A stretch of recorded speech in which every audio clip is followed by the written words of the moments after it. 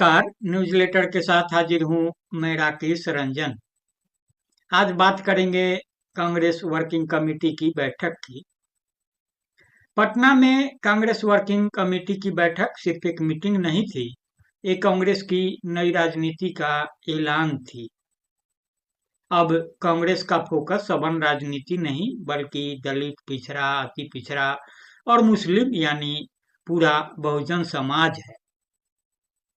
तो हम आपको बताएंगे सीडब्ल्यूसी की बैठक का पूरा हाल, वोट चोरी और बहुजन पर कांग्रेस का नया नैरेटिव, गठबंधन की राजनीति और सीट शेयरिंग का खेल, बिहार के जातीय समीकरण पर असर और सबसे बड़ा सवाल यह कि क्या वाकई पटना से कांग्रेस का पुनर्निर्माण शुरू होगा या यह भी सिर्फ एक बैठक बनकर रह जाएगी।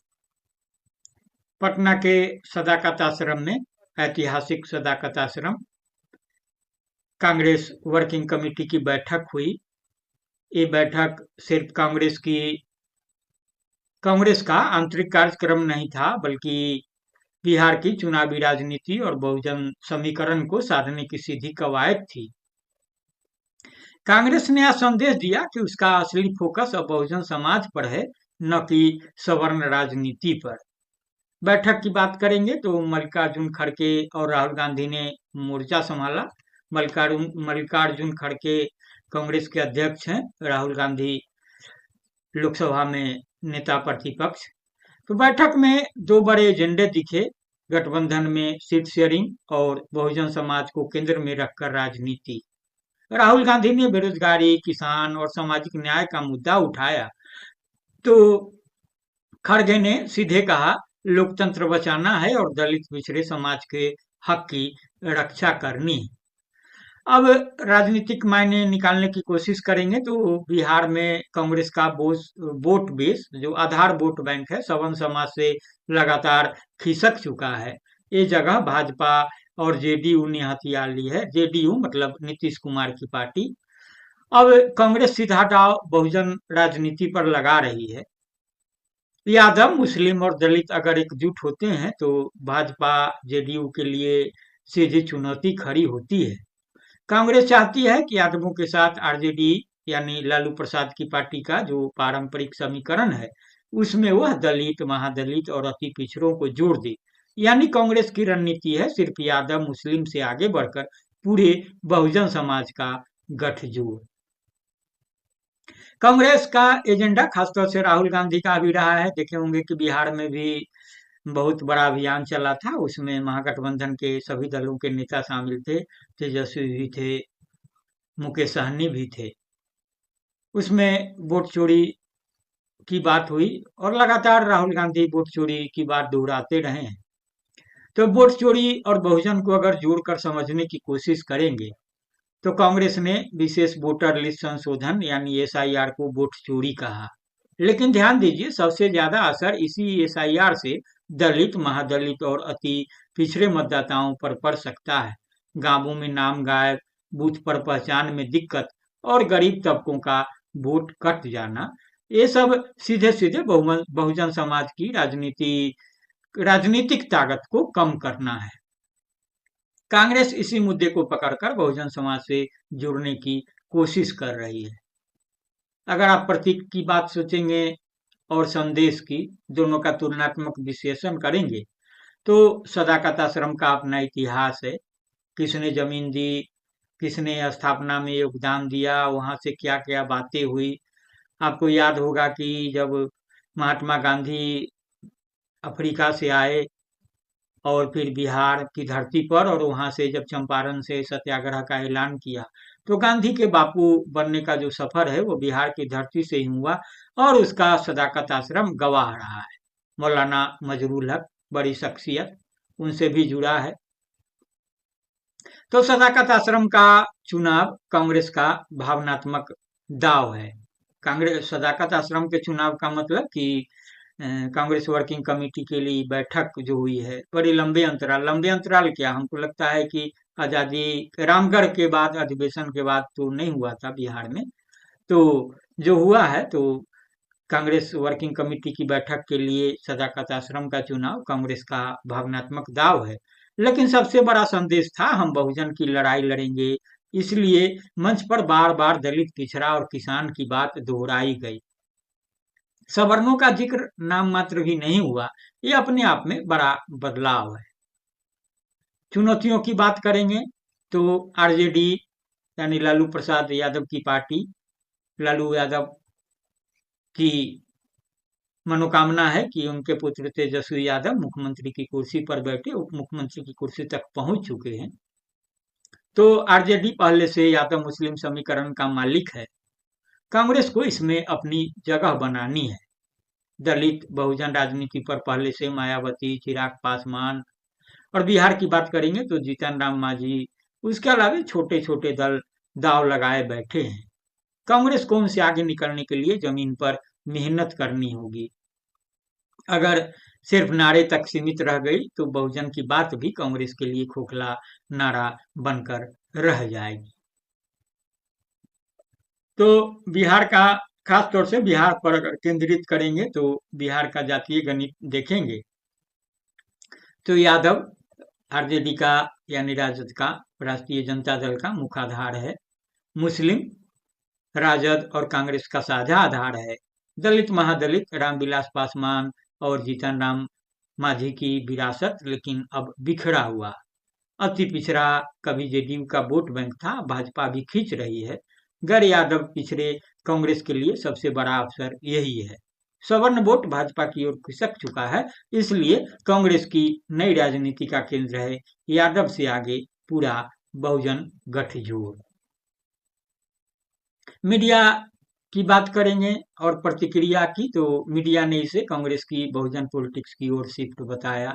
भाजपा ने कहा कांग्रेस सिर्फ जातिवाद की राजनीति कर रही है, लेकिन कांग्रेस का तर्क साफ है, लोकतंत्र की लड़ाई बहुमत बहुजन समाज के बिना नहीं जीती जा सकती। तो पटना की कांग्रेस वर्किंग कमेटी की बैठक ने साफ कर दिया है कि कांग्रेस अब सवर्ण राजनीति के भरोसे नहीं रहना चाहती। उसका दाव बहुजन समाज पर है, दलित, पिछड़ा, अति पिछड़ा और मुस्लिम। अब देखना होगा कि कांग्रेस के नारे और प्रस्ताव जमीन पर बहुजन वोट में बदलते हैं या सिर्फ बैठक के एजेंडे तक सिमटे रहते हैं।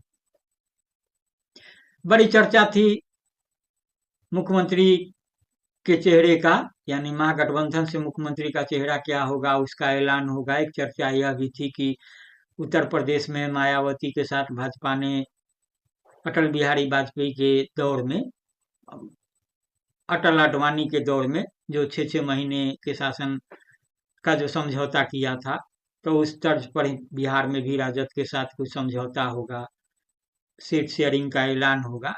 लेकिन जाहिर है सवाल बेतुके थे, इसका कोई आधार नहीं था, क्योंकि चूंकि कांग्रेस वर्किंग कमेटी की बैठक थी तो कांग्रेस राष्ट्रीय पार्टी है, तो जो भी एजेंडे तय होंगे तमाम चीजें होंगी। उसमें बिहार की बात हो सकती है, राज्य विशेष की बात हो सकती है, लेकिन जो भी बातें होंगी वो देश स्तर पर होंगी, व्यापक फलक पर होंगी। हुआ भी यही। तो राहुल गांधी ने बैठक में अति पिछड़ा न्याय संकल्प पत्र जारी किया। संकल्प पत्र जारी करते हुए जो बातें कही गई कि बिहार में बहुजनों को उनका पूरा हक और अधिकार दिलाने के लिए कांग्रेस कृत संकल्प है। और जो 10 ठोस संकल्प लिए गए उसमें पहला स्थान दिया गया आरक्षण की 50% सीमा बढ़ाने के लिए जो पारित कानून है उसको 9वीं अनुसूची में शामिल करने के लिए भेजेंगे। पंचायत नगर निकाय में आरक्षण 20% से बढ़ाकर 30% होगा। सभी प्राइवेट कॉलेज यूनिवर्सिटी में आरक्षण लागू होगा। नियुक्तियों में नॉट फाउंड सुटेबल जैसी व्यवस्था खत्म होगी। आप देखे होंगे कि अभी आरोप लग रहे हैं कि जो भी आरक्षित पद होते हैं उसमें योग्य उम्मीदवार नहीं मिलने की बात कर उन सीटों को नहीं तो वैकल्पिक व्यवस्था से भरा जाता है, नहीं तो खाली छोड़ दिया जाता है। तो उसी संदर्भ में घोषणा महत्वपूर्ण है। अति पिछड़ा वर्ग की सूची में सही प्रतिनिधित्व के लिए कमेटी बनेगी। इसके अलावा एससी, एसटी, ओबीसी, ईबीसी के आवासीय भूमिहीनों को जमीन मिलेगी। जमीन देने का जो पैमाना तय किया गया है, अगर आप शहरी क्षेत्र में हैं तो 3 डिसमिल जमीन दी जाएगी और गांव में है तो 5 डिसमिल। तो इससे भूमिहीन जो हैं उनको एक आवासीय भूमि कम से कम हो जाएगी, तो उससे पहचान होगी, बातें आगे बढ़ेंगी। प्राइवेट स्कूलों की आधी आरक्षित सीटें एससी, एसटी, ओबीसी, ईबीसी बच्चों को मिलेगी। 25 करोड़ तक के सरकारी ठेकों में 50% आरक्षण एससी, एसटी, ओबीसी और ईबीसी को मिलेगा। अति पिछड़ों के खिलाफ अत्याचार रोकने का कानून बनेगा। इसके अलावा आरक्षण देखने के लिए प्राधिकरण बनेगा। सूची में बदलाव केवल विधान सभा ही करेगी। तो कुल मिलाकर जो कांग्रेस वर्किंग कमेटी की बैठक थी, उसका अगर मजमून समझने की कोशिश करेंगे तो आप इसको कांग्रेस की नई चाल के रूप में भी परिभाषित कर सकते हैं, इस रूप में कि भी अब कांग्रेस का फोकस सवर्ण नहीं बहुजन हो गया है। उसके अलावा पटना से देश को संदेश देने की कोशिश है। कांग्रेस को देखेंगे तो जब तक देश में सत्ता के केंद्र में रही और उसके बाद जो उसका अवसान हुआ, तो उसमें भाजपा को छोड़कर तमाम तकरीबन दल कांग्रेस विरोधी रहे, कांग्रेस विरोध की राजनीति कर आगे आए, मुख्यधारा में आए। लेकिन आज के तारीख में कांग्रेस के साथ है, सबों का अपना संकट है, कांग्रेस की भी अपनी मजबूरी है। बहरहाल जो कुछ दिख रहा है उससे यह साफ है कि कांग्रेस अब अपने पैरों पर खड़े होने की शिद्दत से कोशिश कर रही है। सूचना सहयोगी दलों को है, यह भी एक बड़ा संदेश है बिहार से, जो मुख्यमंत्री के चेहरे का ऐलान नहीं हुआ, सीट शेयरिंग के बारे में कुछ बातें नहीं कही गई, तो एक नैरेटिव करने की कोशिश है कि कांग्रेस दबाव की राजनीति कर रही है, बिहार में ज्यादा से ज्यादा सीटें झटकने की कोशिश है। वैसे तो बात तय ही है कि तेजस्वी ही महागठबंधन के मुख्यमंत्री के चेहरे होंगे, लेकिन